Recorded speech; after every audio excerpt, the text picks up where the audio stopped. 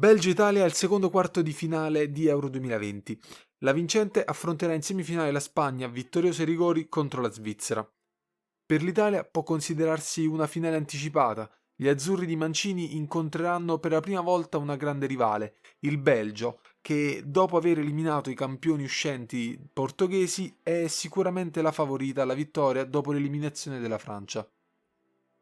Prima di entrare nell'analisi tattica mi prendo 10 secondi per chiedervi quello che per me sarebbe un grandissimo favore, ovvero di iscrivervi se vi interessano i contenuti del canale e di lasciare un like o un commento di critica o di supporto, che è sempre gradito. Vediamo quindi le formazioni. Gli azzurri di Mancini scendono in campo con il 4-3-3 classico, con il ritorno di Chiellini in difesa e la scelta di Chiesa sulla fascia destra al posto di Berardi. Martinez invece schiera il 3-4-2-1 con Courtois tra i pali, Alderweireld, Vermaelen, Vertonghen in difesa. Il centrocampo è a 4 con Hazard sull'esterno sinistro, Tielemans, Witsel al centro e Meunier a destra. In attacco Lukaku è l'unica punta con Doku e De Bruyne a supporto. Vediamo come ha approcciato la partita l'Italia.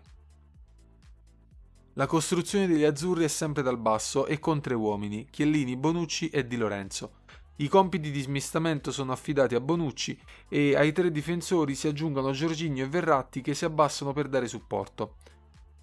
La prima pressione belga però è proprio orientata ad oscurare la zona centrale del campo occupata da Jorginho e Verratti, con Doku, De Bruyne e Lukaku pronti anche ad aggredire i 3 uomini di costruzione.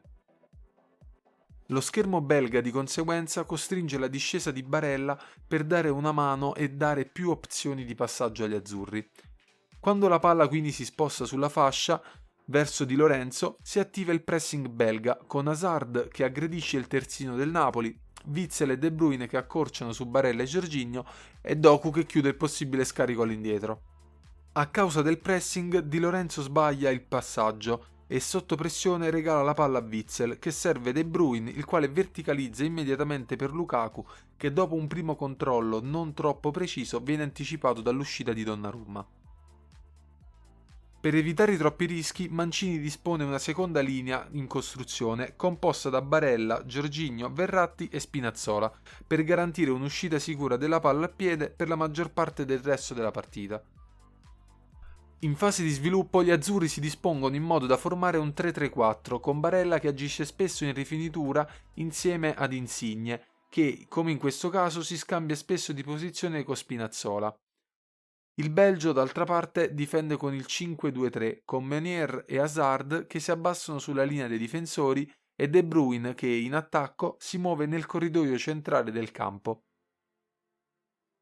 Vediamo che lo sviluppo della manovra italiana parte sempre da dietro e va alla ricerca degli uomini a centrocampo che possono godere della superiorità numerica dovuta alla discesa di Insigne contro il centrocampo a 2 belga, per poi continuare lo sviluppo della manovra sulle fasce. Un atteggiamento italiano molto importante è stato senza dubbio il pressing. Sia la prima pressione che il contropressing una volta persa palla sono state 2 costanti molto importanti. È così che nasce il primo gol degli azzurri, con la ricerca immediata del recupero del pallone prima da parte di Barella e poi di Insigne, che costringono Vermaelen a toccare male il pallone verso Witsel, che viene anticipato da Verratti, il quale serve Barella in area di rigore che evita 3 difensori e segna un gran gol. Altro fattore importantissimo per l'Italia di Roberto Mancini è Lorenzo Insigne. La posizione del napoletano da inizio europeo è decisamente la più funzionale insieme a quella di Spinazzola. Il suo muoversi tra le linee in continuazione gli consente prima o poi durante la partita di ricevere palla, anche se da lontano rispetto all'area di rigore, comunque in modo indisturbato. Così può avanzare, eludendo in questo caso prima Tielemans e poi prendendosi tutto lo spazio necessario concessogli per arrivare alla conclusione con il suo fantomatico tiro a giro. I pericoli maggiori arrivano sempre dall'asse di sinistra con Insigne e Spinazzola. Il napoletano è sempre super ispirato e i tagli fulminei di Spinazzola gli consentono di creare grandi occasioni, che però non vengono capitalizzate. Vediamo il Belgio cosa ha tentato di fare durante la partita. La costruzione belga è alterna. La maggior parte delle volte è dal basso, con i tre centrali che dialogano spesso con gli uomini sulle fasce. D'altra parte il pressing italiano è molto offensivo. Portando 6-7 uomini in pressione, la manovra belga è difficile da sviluppare, ma se il fraseggio riesce si creano pericolose occasioni che il Belgio non riesce a capitalizzare, complice le splendide parate di Donnarumma. Quando invece il fraseggio non riesce, si cerca subito la costruzione diretta verso Lukaku. La squadra di Martinez in fase di sviluppo si dispone con un 3-3-1-3, con Hazard che fa da collante sulla fascia e De Bruyne che ha totale libertà di svariare in tutta la zona di rifinitura, seguito però ad uomo da Jorginho. Gli italiani invece in fase di non possesso difendono con il 4-4-2, con il centrocampo scaglionato, ed è proprio Jorginho il più arretrato sia per tenere d'occhio De Bruyne che per tenere uniti i reparti. Vediamo come Jorginho segua d'uomo De Bruyne, mentre gli altri azzurri siano leggermente più avanzati. Ciò permette a Doku di scendere tra le linee e creare situazioni di 2 contro 1 proprio nella sua zona. L'ostentata ricerca di uscita palla al piede italiana porta inevitabilmente ad errori indotti dalla pressione dei Diavoli Rossi, che sfruttano l'abilità nell'1 contro 1 dei singoli che portano al successivo rigore che accorcia le distanze segnato da Lukaku.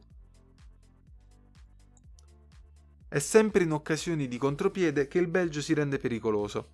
Il giropalle italiano è efficace ma non sempre preciso e non appena si commette un errore i belgi sono pronti e rapidi a ribaltare il fronte, verticalizzando per De Bruyne e Lukaku. Ma è sempre grazie alle parate dell'ex milanista Donnarumma che l'Italia si salva.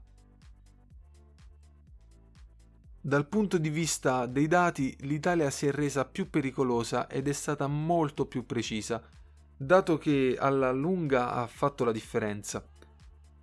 Gli azzurri hanno concentrato i loro attacchi nel centro-sinistra del campo, martellando sempre sulle stesse costanti e prendendo possesso del campo, schiacciando i belgi come si evince anche dalla mappa delle posizioni medie. Il risultato finale rispecchia ciò che si è visto in campo e l'Italia si conferma gruppo, una squadra che sa soffrire e sa colpire, ma soprattutto che sa giocare a calcio e vince anche quando sulla carta è sfavorita. Adesso godiamoci le semifinali con la Spagna, consapevoli che giocando così non ci sono limiti per i ragazzi di Mancini. Con questo è tutto, vi ringrazio per essere arrivati alla fine del video, vi auguro una buona giornata, un buon weekend, festeggiate l'Italia finché si può, festeggeremo ancora, ne sono convinto, alla prossima.